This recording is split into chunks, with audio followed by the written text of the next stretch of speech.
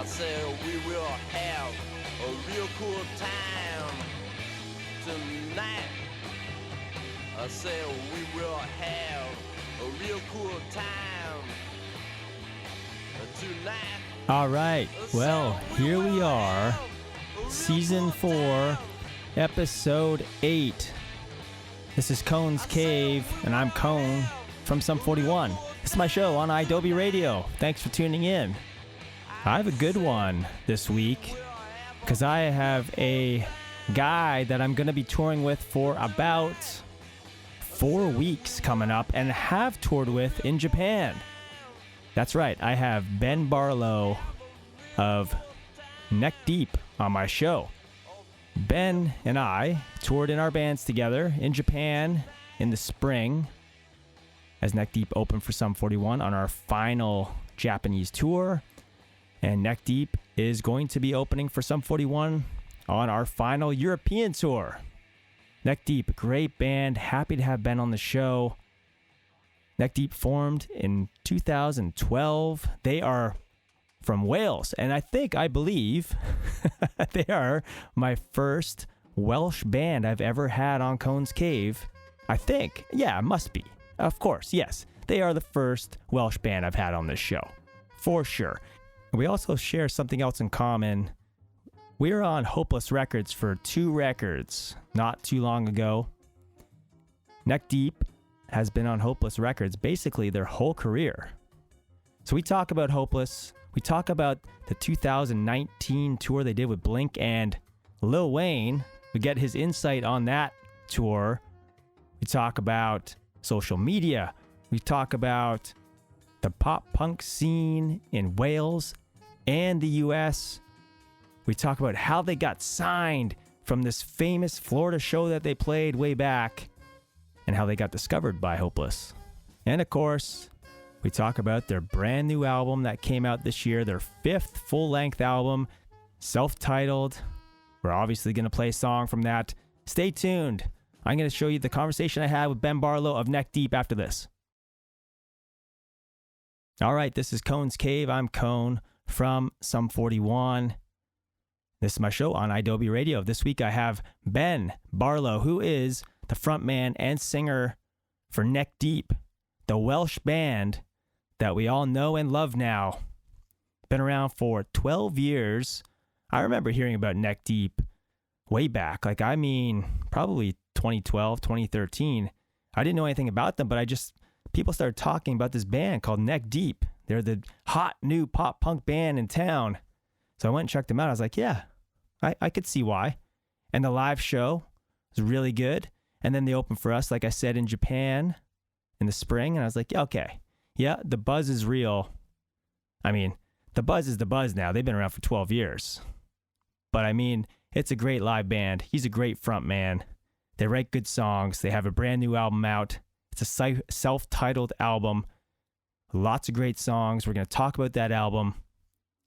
So I'll just shut up. Let's get into the conversation with me and Ben Barlow of Neck Deep.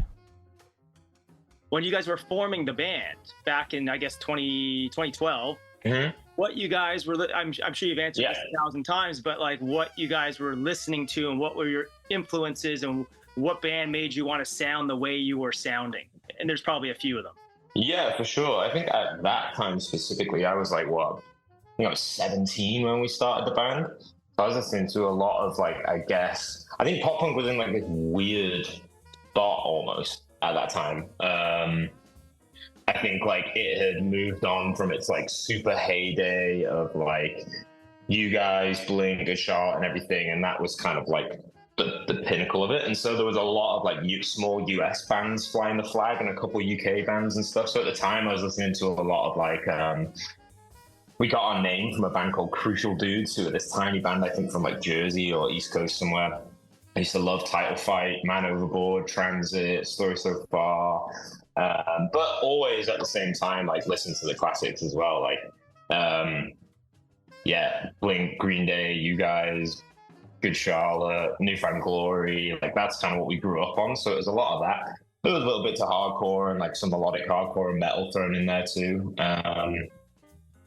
But yeah, around about the time, it was a lot of like small, kind of like scene East Coast bands, I guess. Was there any kind of like memorable shows? Yeah. Like any memorable shows where you like went to and you're like, I want to do something like that? And not any in particular, you know. There's so many over the years. Like I'd always wanted to start a band anyway. I was kind of younger than, because the way I got into it is because my brother Seb, who plays bass for us, he was always recording bands, so I was always like hanging around trying to be like, I want to get on this kind of thing, and eventually hung around long enough to be able to start a band with a bunch of people who are kind of already doing it. So it was like my kind of motivation to get into it was just like seeing bands all the time, whether it was at like local shows, whether it was traveling to Manchester to see shows, or just hanging around bands a lot and being around the creative process of bands a lot, because my parents were cool enough to just let 5 to 10 dudes waltz upstairs and yell and make a bunch of noise, and so I was around that, and yeah, it just kind of happened pretty naturally, really. Yeah. Did you grow up in Wales? You grew up in Wales, or did you grow up somewhere else? Okay. No, I grew up in Wales, but like it's a weird town. It's like a border town, pretty much. It's like, and recently it's had this like rise to fame because of I think it's a Disney, or like the FX show. There's an FX show about it because Ryan Reynolds and Rob McElhenney bought the club, and now we're like the football club, so now we're doing super well. So now this tiny town that we grew up in that like nobody gives a shit about is now like kind of got this international focus on it. But yeah, it's like a small mining town, very working class, like just over the border from England. So there's like this super heavy sense of Welsh pride that they're right on the border, but there's a lot of crossover still, and like we're not too far from cities like Liverpool and Manchester and things like that. So that would be where we would go for shows. Or our local scene was pretty good for a while too. Like in the MySpace days, there was a lot of good metal and screamo and kind of post-hardcore bands flying around, which was cool. Did you I think I read, did you go to university before you kind of did this? What did you go, and if so, what did you go for? I was at uni so briefly. I got kicked out because I was doing the band a bunch, basically, because I was just like fucking off for like a couple weeks at a time and just like not saying anything and just being like, I'm doing this. So, but I went to Liverpool and I was doing media professional studies in the hopes that I would maybe get like a camera gig, or like, but I don't think I would have stuck with that. I think I would have liked to write for TV and movies and stuff like that and get into sort of, yeah, that kind of thing, which would have been fucking useless. I know it would have been useless. So thankfully the band worked out. But I was always way more focused on the band. Like that was way more interesting. So I was kind of in uni reluctantly and like that. But yeah, it wasn't that long. Were you in that town you're talking about? I guess you said you were going to like Manchester and Liverpool for shows and stuff. But in the town that you actually grew up, was there a lot of places to play, or were you always having to go other places to play? When I was like a young teenager, when I was like 13, 14, maybe a bit younger, and Seb was like a little bit older, maybe like 15 or 16, there was a bunch. There was always shows. Like, funnily enough, the guys that we grew up next door to, who were like good friends with when we were kids, they ended up being like in bands, and like one of them ended up being our local promoter. And that was good for like I said, in the MySpace days, for like, I don't know, maybe a good 5, 6 years, maybe between 5 and 10 years it was popping. And then by the time we were a band, it had dropped off. I think the local venue had changed hands or shut down, or shows had just slowed down. And so when the band started, we had to play a further afield. Like our first ever show was in Manchester. We could have played locally, but we were just like, our scene isn't what it was. And we luckily got the opportunity to go on tour with another like kind of underground pop punk band from the US, a band called With the Punches, and then a UK like kind of easycore pop punk band called Me Versus Hero. And to us, that was like the perfect tour. That was like, yeah, straight out the gate, we get to open this tour for like two bands that are exactly in the scene that we like want to be playing to, and so we got lucky with that. But I think we kind of played it smart. We waited a little while to write songs because to play shows because like West, our other guitarist, and like our original members were all in another band, and this was only ever meant to just be like a little bit of like a side project to that. Yeah. But then the internet kind of ran with it, and decided to play maybe a band for about a year before we got the opportunity to play shows. Yeah, what's your when we started out, there was none of that. Like, I guess MySpace came into the fold eventually, but like there was no Instagram and stuff. So we didn't really have to deal with any of that kind of stuff. We still filmed everything on a camcorder and put stuff together on our own. It was much more difficult.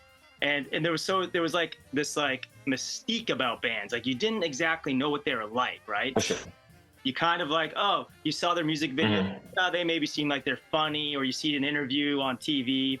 What's your feeling about social media? Are you the kind, like, personally, are you the kind that's like into it? You want to post about like where you're on vacation, where you're going for dinner, what you're doing that day, or are you kind of more private, and the social media stuff is more about the band? Yeah, I find social media pretty difficult. Like I try and like, I don't know, it's really tough. It's like, again, because it plays into the thing of like, people need to know where I've been on, people need to know like what my dogs are doing and this all the time. So like, I'm not the best social media guy. Like, I'm not a content guy at all. Like can't really think that way. So yeah, I grapple with it. I grapple with like the role that has to play these days, sure, because I grew up in the era where bands were cool because you didn't have this like access to them, and like because you got to form your own kind of view of the band, and it became more about the music and probably their style and their attitude and their overall vibe to it as well. But like, it wasn't so heavily about them personally, or it wasn't like you didn't need to know what their dogs were up to. You didn't need to know what, you know what I mean? So it's like, I wrestle with it for sure. So I'm pretty private, and I think as a band generally we don't go super hard on like the content front. Like, we're not dancing on TikTok and like jumping on stuff and like trying to do like, you know, we do what we can. We get footage of everything. We take good photos of everything, but we don't like lean into social media too hard. And whether that's a good or a bad thing, I don't know. Like, yeah, maybe if we did play the game a little bit, like, yeah, we might have picked up some more fans or whatever, but I think we would have been like at odds with it, you know, because I don't think that's why we like music necessarily. So it's kind of hard for us to be enthusiastic about like, we're going to gain more fans by doing the fucking whatever challenge or whatever. I don't know.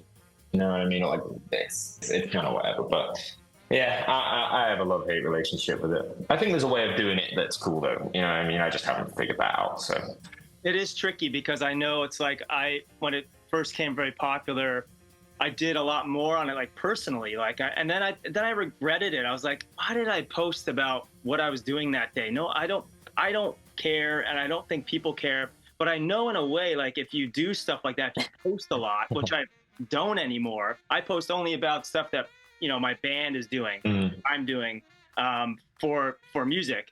But I know if you do it, it's just tricky because I know if you do it, you might get more followers. So in turn, if you need to promote something, you have more followers. You know, it's like, that's the whole thing. And I think that's why it's so tricky for bands like us, because if you do more, you'll get more followers for promotion later. But at the end of the day, do you want your whole life out there? Like, it just seems kind of weird to post everything you're doing every day. Exactly. Yeah, for sure. And like you say, sometimes you get the regret, just like, oh, God, I didn't need to post that. Like, not that it really matters, but just like, but exactly. It's like, it's not that it really matters. It's just like, oh, I don't know. Like, I don't know. I think everyone gets so critical about it and puts such a focus on it that it does. It becomes kind of a bummer, and like, everyone is spending all day every day, like, you know, at least sort of plugged in for that world, and yeah, it can be exhausting to play the game for sure. And I do think we as a band do try and remind ourselves, like, and we have kind of made that conscious kind of decision to be like, yeah, let's not let's not feed the machine too much, just because for us as a band, as us as people, we're just like, it's not really our thing. And I think there's, I don't know, who knows how it'll change, but I think you can definitely still be a band and not have all that shit. I do still think like music talks, I do still think that good records and good music talks. I've been listening to if you've listened to the Fontaine's DC, they're like blowing up in the UK right now. They've been a band for a long time, but their latest album's awesome, and they've played it by their own rules, and they've broken into I guess like mainstream music by doing their own thing and not having to play the game. So it's it's good to know that you can still be like a band without having to have like a gimmick about you, kind of thing. So yeah, totally. Yeah, I think I mean, I don't want to dwell on too much, but I growing up in the 90s like I did, I always loved the mystique of rock and roll. Like I loved because obviously Nirvana was a massive band in 91 to 94, and I love the feeling of like, I wonder what Kurt Cobain's like. You never really knew what he was really like, because you didn't know that if he was in the Bahamas, or if you didn't know what he was eating for dinner or what he was doing on his spare time. It's like, and I found that great. I love that. I was like, there was so much mystique about these rock stars, and now there's no mystique at all. Yeah, no, it's strange, and like I think to have like. I think maybe the idea of being a rock star has maybe kind of been played down a lot and watered down a lot over the years, but I do think there's still some merit in like maintaining some of the things, like the mystique of being a rock star, like the kind of I think it all plays into it. It's the same way that like a band's image totally plays into it. That image that you build of them in your head is as important as the songs that they write, and so if they're feeding you more and more and more of the image all the time, it's like, now my idea of them is more based on what I think of them as people rather than like what I think of their music and how they present themselves. Totally. Yeah. I'm kind of interested, because we were on Hopeless for 2 records, and I know you guys, I think have been on Hopeless basically your whole career since you signed with them, if I'm wrong. Yeah. So I pretty much, yeah. I read something about some kind of Florida show that you guys did that kind of got their attention. I really want to know about that show. Like, I want to know why that show is so special. Yeah.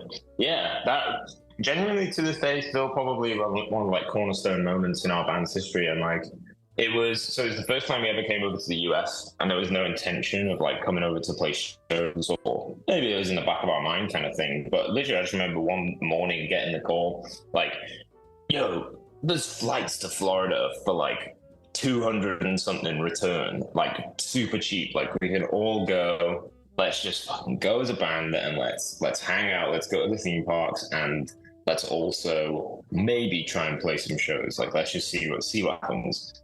And we booked the flights. I had literally just got like my loan through from uni, so I was like, "Yep, sick. Gonna just immediately blow that on doing this." And flew out, like snuck merch in suitcases, and we booked 2 shows. And the 2 shows, one of them was a house show, like classic American suburban house show, which was fucking sick. That like a bunch of British kids where that's like not necessarily like. House shows happen for sure, but it's usually kind of deeply embedded within a scene, you know what I mean? It's not like a common occurrence, but so we played a house show, absolutely packed out. Like, I think the footage from that show was the one that like kind of made some waves, because we kind of been gaining a bit of recognition, and people were talking about us. We've been playing a few shows over in the UK and Europe. And just taking that chance to like just do it on a whim, like let's do it last minute, and it just happened really organically. Like, it just happened super organically. Like, we never thought it would be as good as it was, and it turned out to be like one of the best things we ever did, because we built like a bunch of friendships off the back of that too. And just kind of got our foot in the door with playing shows in America at like the perfect time, and kind of showing where we were at the perfect time. And the second one was in Tampa. So this was all in Florida. So one was in like just outside Orlando. The other one was in Tampa. And both shows were just like packed out and were super rowdy. And just from the footage of those shows, I think labels were like, this band's doing something. So was it it was still super raw though. Again, like probably first year or two of the project. Okay. Was it what? Sorry. Was it multiple labels, and also how did that footage get into the hands of Hopeless? I guess social media. I guess for all we're saying about social media, you know, I guess it's flying around places like Twitter and Tumblr. I think at the time was a huge one. And yeah, I think it was multiple labels, but we had kind of seen Hopeless in the early days, and especially we admired a bunch of the records that they had done. So I think at the time, I think they even still do have Wonder Years, who are another band I loved and was super into. And you know, luckily enough, got to tour with them a bunch, touring with them again. So, and there were a bunch of other bands I can't think off the top of my head. I think they'd done good things with All Time Low. We were kind of like, okay, they're a big band that, you know, it seems to have been well looked after, and yeah, I think we had interest from a few different places, but Hopeless at that time were definitely like, that was the label we were interested in, or we felt would be a good fit for us, and yeah, it worked out. One of those things, like that whole trip and the what happened afterwards just seemed like everything falling into place kind of moment for the band. That's cool. Did you hear, on a side note, because this just popped into my head as we're talking about Hopeless, but did you hear that Hopeless, or at least Lewis, bought Fat Records? Oh, wow. Okay. That's very interesting. Very interesting. I did not know that. And maybe it makes sense though, with, I guess, with No Effects winding it down as well. Like, Mike's just kind of going, have it all, give me, cashing out basically, which is respect. He's done it in the most punk way possible, I guess. That's crazy. So yeah, but okay, that's cool. That's really cool. Yeah. On a much bigger scale. I'm going to mention that. I'm going to mention that to him when we, because I don't know if this can go in the thing, but we're just on a license with him at the minute. We're like on a tailored kind of deal with them at the minute because we've been with them so long, and so yeah, our record on Fat would be cool. Yeah, I know. I was thinking just to have that on the record would be like, yeah, it's like. Hello, I am Cone from Sum 41, and I have my show Cone's Cave right here on iDoby Radio, and I'm here to tell you about something called HelloFresh. What is HelloFresh? With HelloFresh, you get farm fresh, pre-portioned ingredients and seasonal recipes delivered right to your doorstep. Skip the trips to the grocery store. Who the hell wants to go to the grocery store? I don't. You can count on HelloFresh to make home cooking easy, fun, and affordable, and that's why it's America's #1 meal kit.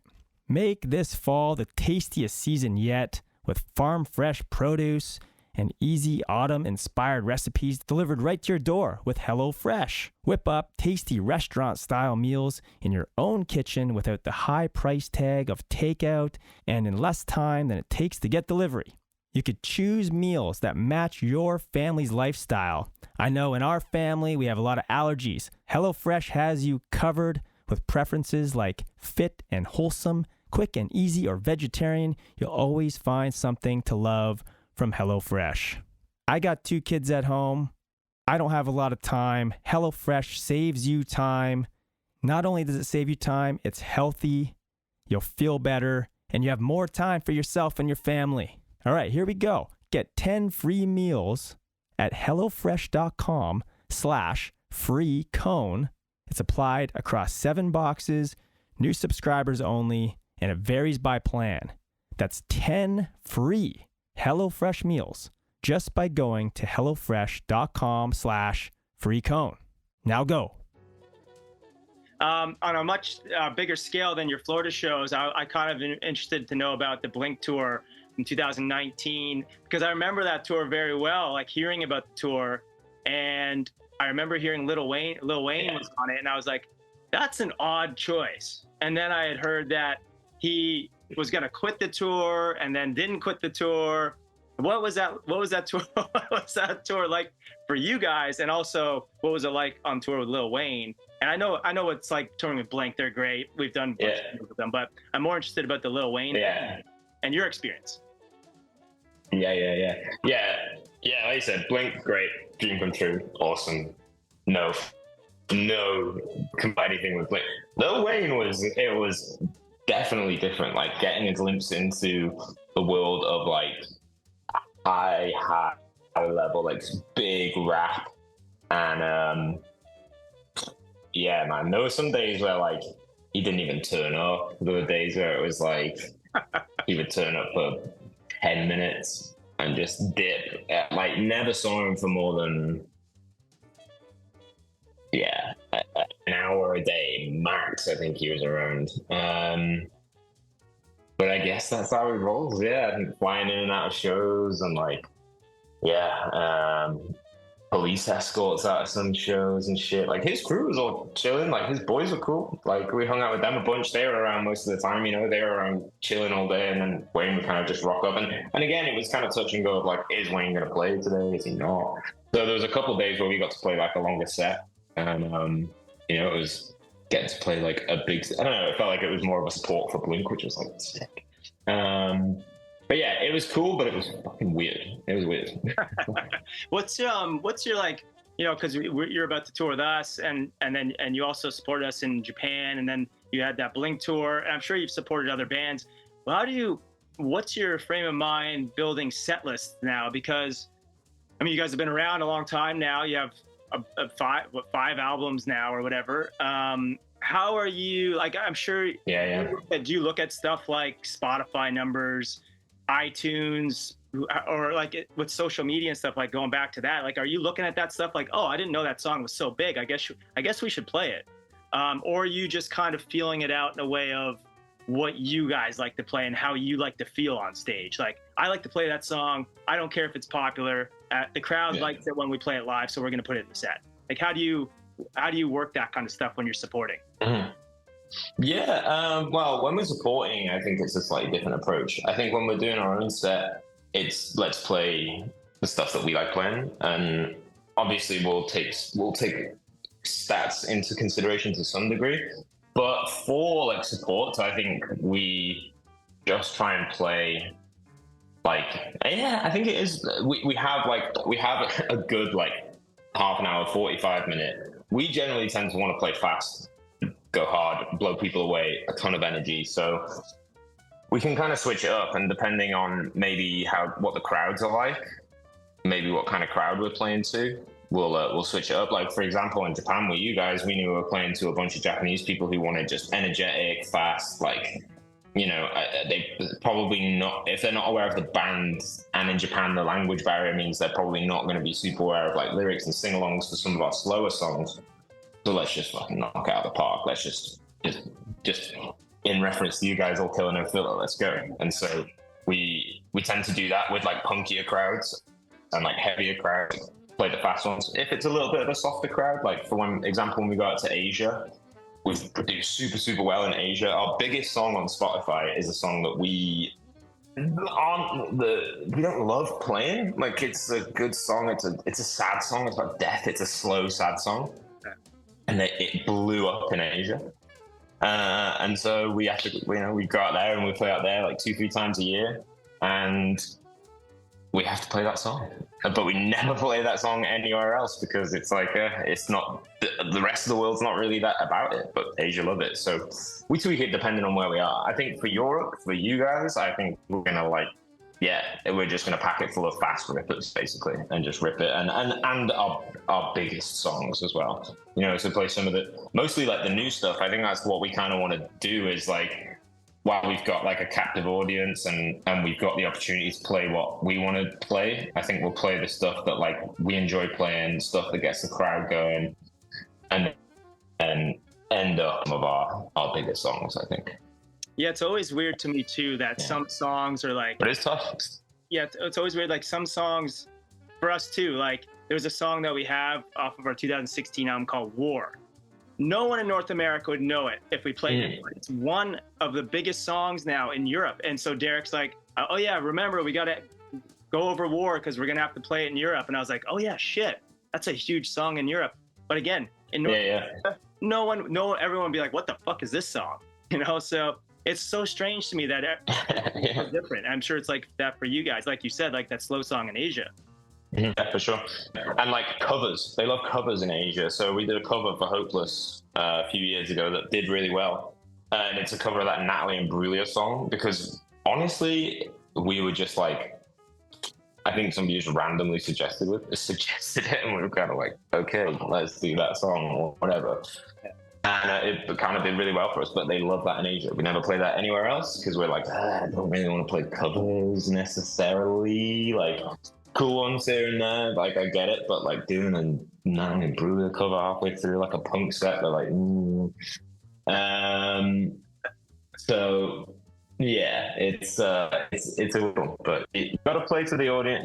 It's the fine balance of like playing to the audience, but I think like also playing the songs that you like. And luckily, I think the songs we like are the same as the audience. So. Yeah, totally. When I was doing more research on the band, I was kind of shocked to see how much you guys have been around. I guess it's been like 12 years now, but how many members have come in and out of the band? How do you find it difficult to keep members? And you know, the other thing is like coming up in like this scene, like the pop punk scene in the early 2000s, it was like, I've noticed like maybe someone would lose a drummer here and there, but it was always kind of like the band would always, but I'm seeing this more and more with like newish bands or newer bands that it's harder to keep members. And I don't really know why. Maybe it's a financial thing. That's the only thing I can really think is like, maybe it's a financial thing. Bands don't make as much money anymore. So people decide like, well, I'm not going to do this. I'm going to go do this other job that's going to have a more of a long lasting career for me. Are you finding it hard to keep, obviously you are kind of finding it hard to keep members. Like what with your band, what's your experience and like why members in and out in your band? Is it financial stuff or is it other reasons? Personality clashes? I mean, there's that for sure. There's definitely like, I think, you know, with us, a lot of it's come down to like some life stuff, personal stuff. Like, yeah, being in a band these days is hard. It's financially not as prosperous as it once was, and so that element isn't always like the biggest deal breaker for people. I mean, we make good money, but I think sometimes it's like a breakdown in communication, and that can be a part of it. Interpersonal relationships can kind of go over time, I think. And yeah, I think sometimes it's personal situations. Like Phil, our bassist, like he moved out to LA, and the rest of the band kind of stayed in the UK, and that made it tough, I think. And he sort of was building this life in LA. It felt like he wanted to kind of produce and work with other bands and do all this kind of stuff, and so that felt like a kind of just like a departure of just like, this isn't like with us as well. Like I think our thing is like, if your head and your heart is not like 100% in this band, then I don't know what we're doing if we're not all pulling in the same direction. If people are going to give it 50%, or if people are going to resent what we're doing because they actually want to be doing something else, or it just makes things difficult. And I think maybe that's part of it. Again, social media and everything, like the opportunities that are presented to people when they've kind of grown with the band, you know, there's an opportunity for people to have a more comfortable life, maybe doing something that they can be at home more for, maybe they've got more creative freedom for. I don't know. But like with us now, I feel like where the members that we have in the band, it feels as though it's the most positive it's been, like this version of the band, this form of the band, because like, wow, you know, we've had some member changes. All the members that have come in have still been like dedicated to the band for a long time, and have still been around the band for a long time, and kind of share the same outlook and the same ethos. And I think maybe that's where sometimes it gets confusing for people in bands, is like, are we all on the same page? Because if we're not on the same page and it comes down to every decision we make, someone's pulling this way, someone's pulling that way, there's this influence and that influence, and it can get tricky, and it can get to a point where it's like, look, we're all just fighting each other here for what we want out of this, rather than all pulling in the same direction. So yeah, and maybe it's a more modern thing. I think fucking the internet is the internet, and the myriad different ways that can kind of influence decisions and can affect people's lives. So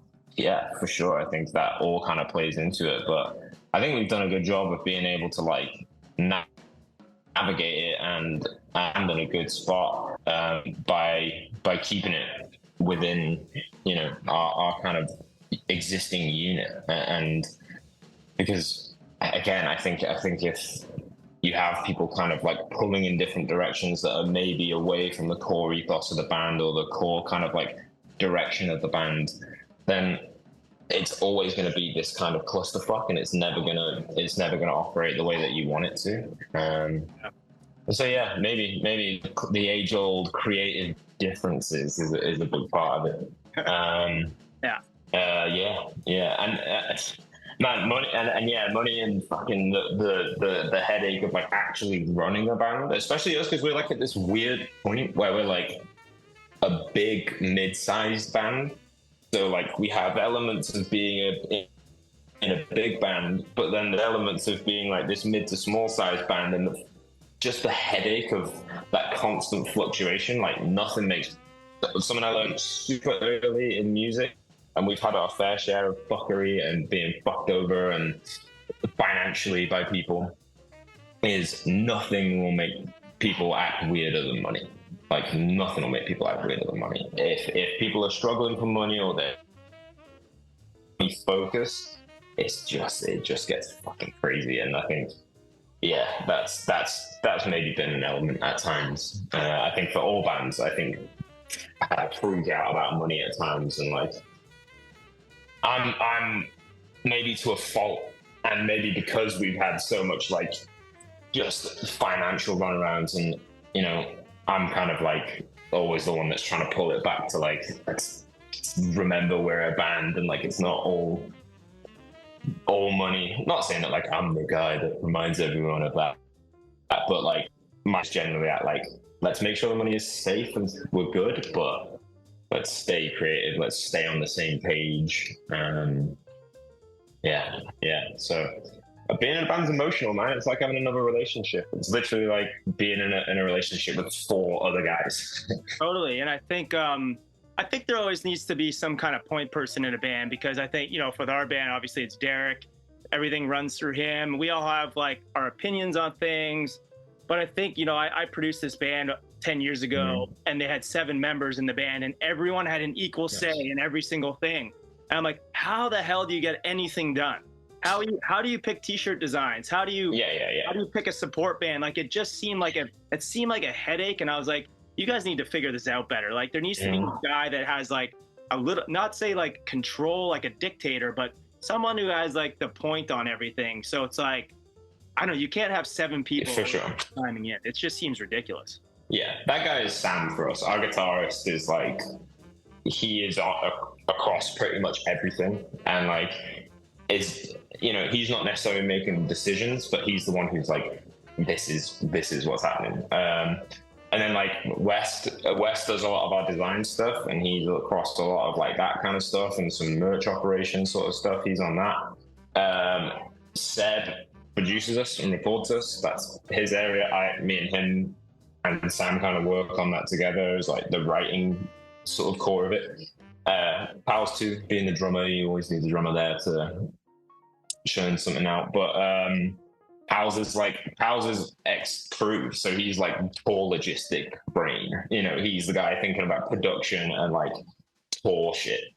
So we all have our little lane, but Sam's point guy for sure. Okay. So, and it works way better that way. Again, maybe that's where it goes with like members and shit, like everyone wanting their say. And yeah, I think it's the best way, to describe it. It's like being in a band is like a relationship, and sometimes relationships don't work out. Sometimes you break up after 10 years, and that's okay. Yeah. This is Cone's Cave. I'm Cone from Sum 41. You're listening to this on Adobe Radio. You're hearing the conversation I had with Ben Barlow, the frontman, singer of the band Neck Deep from Wales. And I'm going to continue with the conversation. We're going to talk about their new album a little bit. We're going to talk about a particular song that I love from the new album. And then, of course, we are going to play that said song. Here we go. Let's talk about this, the new album. I'm going to play something from the new album. So I normally pick like my favorite, and I think off the new album, I would say We Need More Bricks is probably my favorite on the new album. If you are okay with that, I'll play that. Yeah. And you can so is this one is kind of like more of like a, we need to be stronger as a society, or we need to be stronger as people, or what is this song exactly? Why did you write it, and like what'd you write it about? Yeah, it's definitely a political song. Yeah, there's no hiding that. It's my favorite political song we've written. You know, I was brought up by mine and Seb's older brother, who was like our kind of like punk Sherpa, was like big Rage Against the Machine, Bad Religion, like super political guy. So he you know, he gave us our political kind of brains as well. And so yeah, it's a political song. And yeah, call to sort of like unity, because I think people are each other so heavily, and people are so engrossed in side without realizing that actually we're kind of all on the same side. There's a lot of injustice in the world that is so easy to point out, and if we can recognize those things and stop being so concerned about winning, like about bickering with each other, about, you know, concerned about what's in our pants, or, you know, who we want to fuck, or whoever it may be, whatever it may be, that actually we're all being fucked over, and we all need to sort of realize that we're in this together, and there are things that we got to make right. And you know, with the punk line, the hook, you know, being we need more punks and we need more bricks, like punk is alive and well, I think, personally. It may not be the form, and it may not be as prevalent as the sort of idea that maybe general people have of punk in their mind, but the punk ethos has always been kind of political, and has always been about standing up for what is right, and for standing up for those who are oppressed and for outsiders. And so I think in that sense, maybe punk needs to step up a little bit. And I know there's so many good bands who are shining a great, you know, who are making good political statements and are flying that flag, but, you know, maybe everyone needs to let their inner punk out a little bit and get fucking pissed off about the way things are, and direct your anger at the right people, basically. Totally. And I think I did an interview with Dickie Barrett from the Mighty Mighty Boss Tones, and he said it perfectly to me. He said, you know, punks may look a certain way, they play music a certain way, but punks are not stupid people. They're very, very smart people, and they can actually change things, because, you know, it's like, you know, it's being played by someone who might have a mohawk or might have blue hair or something, but that person, just because he looks like that, is not a stupid person. It's very intelligent music if you actually take the lyrics. And I find that with this song too. Yeah, thank you, man. Yeah. You know, I think it is probably our best, our most well-articulated political song. But yeah, for sure, punks are smart. Punks are socially and politically aware people. Like, that's kind of at the core of being a punk, is looking at the world around you and thinking and noticing that things aren't the way they should be, and challenging that ultimately. And like, I think we should be here to challenge things, and I think punk is like is one of the best vehicles to do that, because it is disruptive, because it is abrasive, because it does shock people, and like that's how it's always been, you know. And I think, yeah, making bold statements and standing up for things and using your voice is punk as fuck. And yeah, we've got to exercise that, you know. It's a broad spectrum. The whole thing is a very, very broad spectrum. But I think, yeah, political and social awareness and representing an underdog, or you know, those more unfortunate or oppressed people is it's something that matters a lot to me, and it's a part of punk that I connected with early on, and I think, you know, I always try and show that through our music. So yeah, I'm super proud of this one. This one is like it's one of my favorites off the record too. And yeah, it's going to be a staple for a long time. Great live song. Yo, what's up? This is Ben from Neck Deep, and I'm chilling with Cone here on Cone's Cave.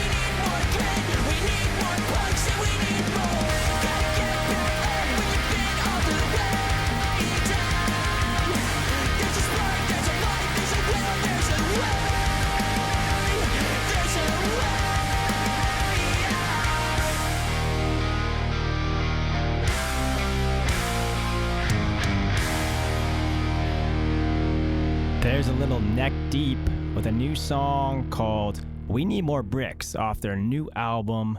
It's a self-titled album just called Neck Deep. Check it out this year. This is Cone's Cave. I'm Cone from Sum 41 right here on iDoby Radio, and I'll be right back. Okay, I'm Cone from Sum 41. This is Cone's Cave on iDoby Radio. Thanks for tuning in. I have Ben Barlow, singer for Neck Deep, on my show this week. I just played a song of theirs, a new song from the new album called We Need More Bricks before the break. Great song. That's my favorite song off their new album, but there's tons more on that album, and I'm sure, I hope, that they're going to play that song on the tour coming up with us. Neck Deep is opening for Sum 41, our band, in Europe for about 3.5 weeks. Coming up, look at the dates, sum41.com, and it is our final European tour. Happy to have Neck Deep on it. I want to thank Ben for coming on the show. I will be seeing him a lot coming up, obviously. he better make it over to our dressing room, as I love to do a pre-show tequila shot. Tom and I do it in our band, and I like to bring in the opening bands to do it as well. So Ben, if you're listening, you and your band will be there every show before we go on with a tequila shot. I hope. Or not. If you don't drink, that's okay too. I could pour you water. All right. I got to run. Thank you, Ben, for coming on. Thank you to iDoby Radio for having me. This is supposed to be the last show of season 4, because this is episode 8. I only do 8, but I'm going to make an exception. I talked to iDoby. I talked to Eddie. We're going to do a 9th episode next week. So next Monday, 7 p.m. Eastern time, I will be back. And it's going to be Noodles from The Offspring. Tune in. Talk to you next week. I got to go.